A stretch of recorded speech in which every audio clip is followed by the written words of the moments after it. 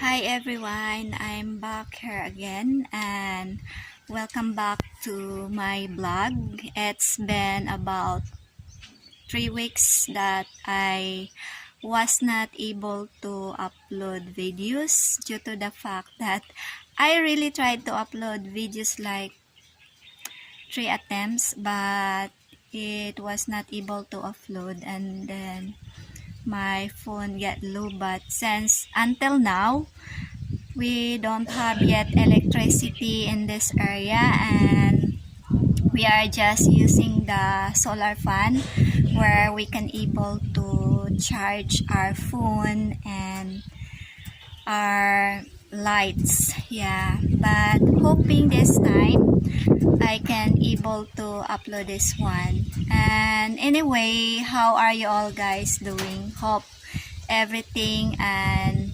everyone in you and there are doing okay wherever you are right now. And thank you guys for subscribing into my channel and being there to support, and for the friendship that you show us even we did not know each other personally, and we really thank you for that and really appreciate it. And today guys, I'm going to share with you the update of our house repair. This time, we already working on our house ceiling. Yeah, so let's get inside in our house. Tarats! This is our living room, and they already put in some cover for our ceiling. Yes, this time we are not using the metal paring or the hardiflex. Now we're just using the wood for framing and the plywood. It is nice that we have worked this out already, since without the cover here, the ceiling, it's really quite hot. And in here, the dining room area, there is already a cover. And now they've been working on those 2 holes there. They're gonna put the plywood. So naidadoy her with the help of Noy Ani yung working on our ceiling.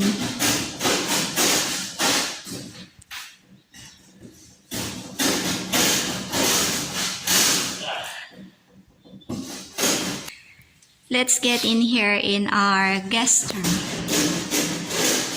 Yeah, there are a lot of stuff that we put in place here because they've been working out there.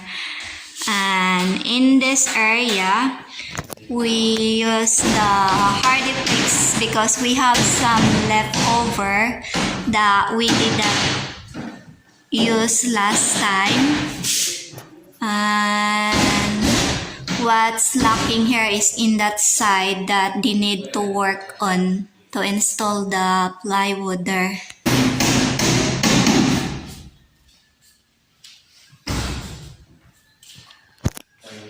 They are now in the kitchen area. We just do it little by little, step by step, until we can afford to do it.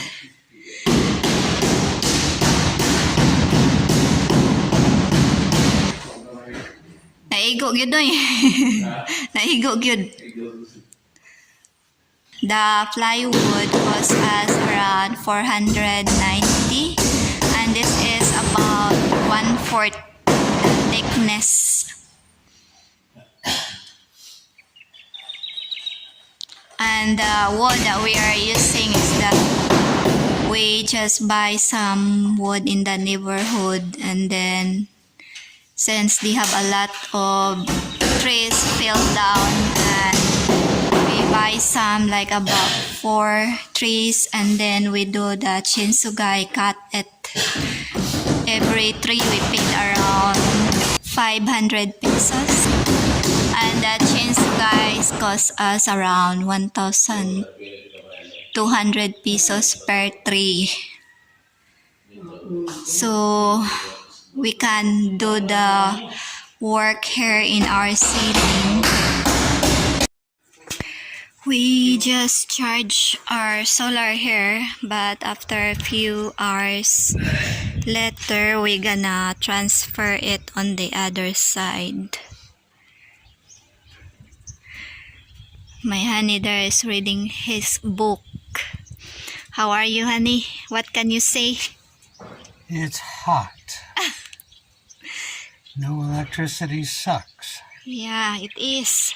Been what, 4.5 months? 5 months? Almost 5 months, I guess. That was December, January, February, March, April, May. Yeah, almost 5. Oh, 5 months na. And this is our tent area. It's cooler here than anywhere else. Yeah, this is the place where we stayed during in the afternoon. Because it's a little bit windy. But when the sun comes down, it's full of mosquitoes. Yeah, we need to move inside. And sweat some more.